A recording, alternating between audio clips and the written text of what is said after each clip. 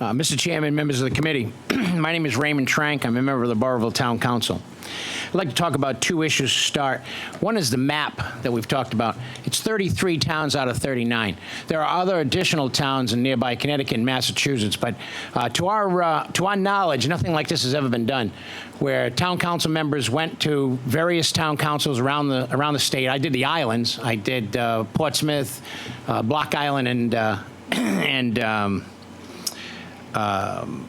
well, anyway, Jamestown.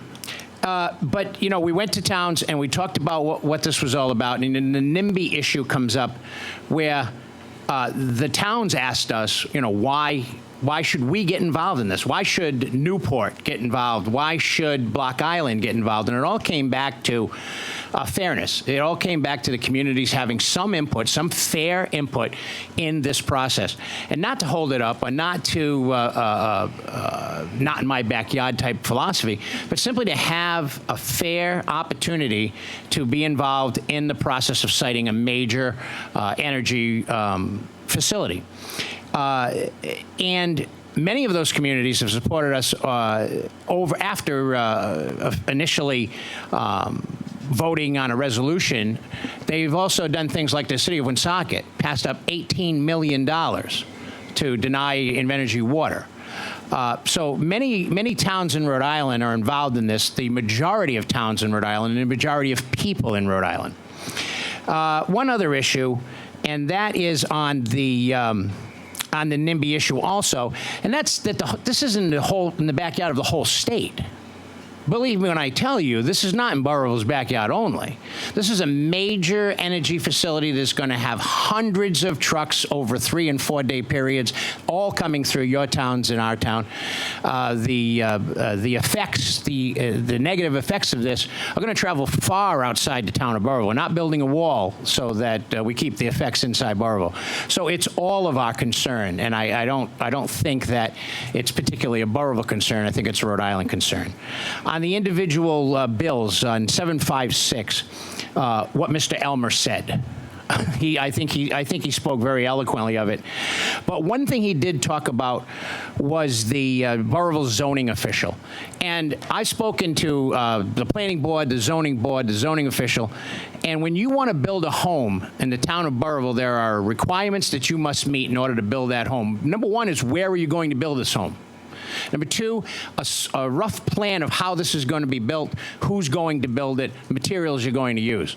None of those things have been provided by Invenergy to this point, including the location on a 200-acre site.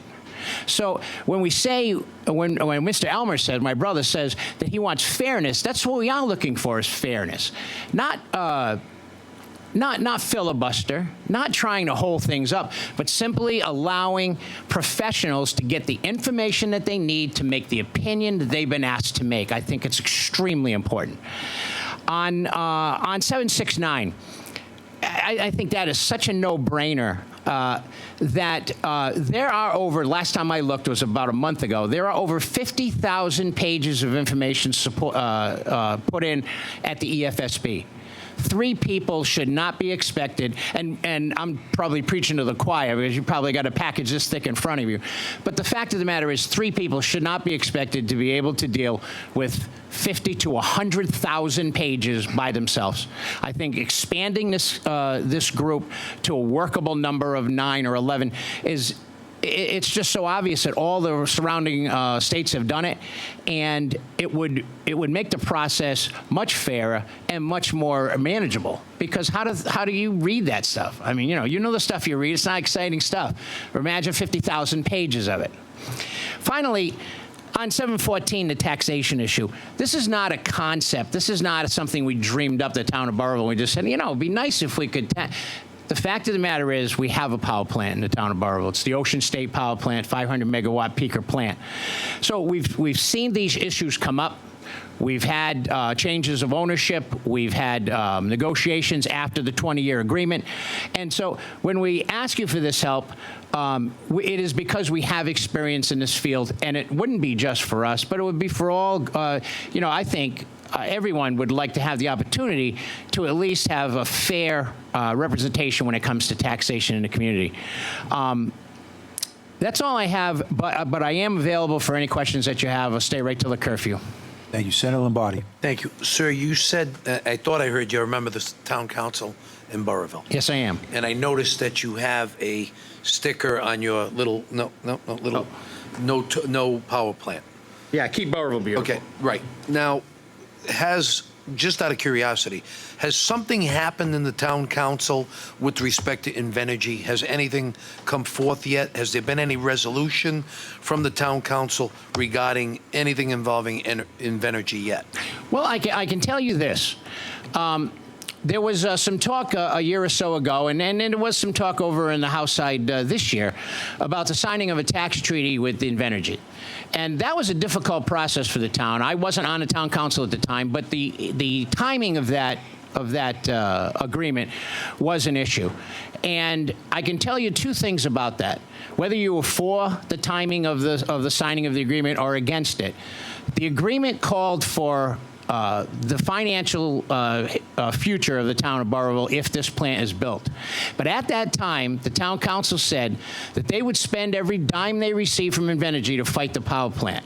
And so far, that is exactly what's been done. Close to $1.5 million has been received, and that money has either been spent or earmarked for the fight against Invenergy.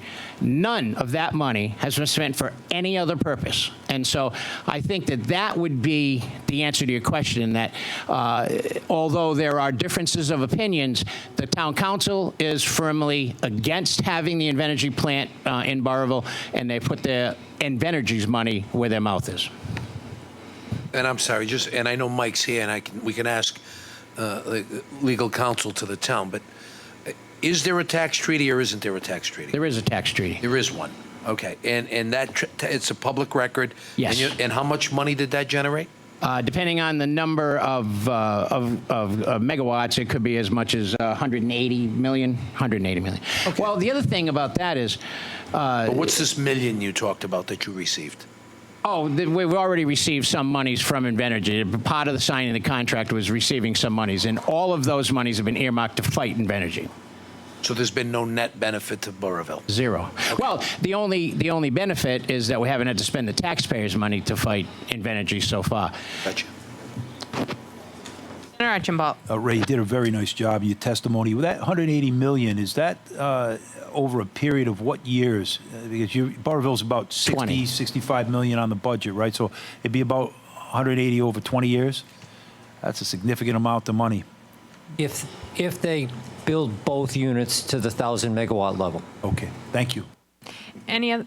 Well, and the other issue there is that whether you were for or against the timing of the agreement, some of the things that were in the agreement haven't been gotten by other communities, either from Invenergy or companies like Invenergy. As an example, the agreement with the abutters to deal with them and to include abutters, and also a retirement agreement to retire the plant once it's reached its use. So the one thing I can say, having not been on the council when the agreement was signed, but being on the council now, is that the council has been true to their word on signing the tax agreement with Invenergy.